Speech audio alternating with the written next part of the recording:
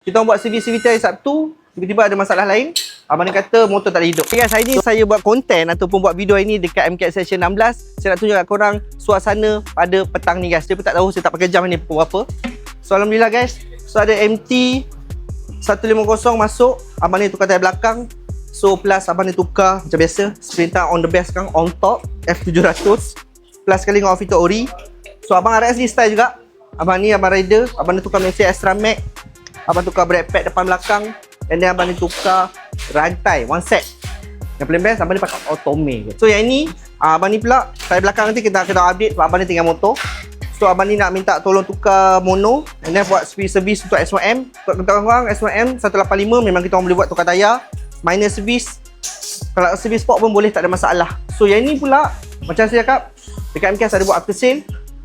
Kita orang buat CVT hari Sabtu, tiba-tiba ada masalah lain. Abang ni kata motor tak ada hidup. So timeman tengah buat checking lah satu persatu. So inilah guys suasana kat MKS Section 16. Mana rider nak cari sport rim, tayar kat belakang ni memang dah full load gila. So mana nak cari tayar untuk bulan 6 ni, roger kami guys. Ingat apa pun yang terjadi, kita jalan terus. Jangan lupa like, follow dan komen nanti guys.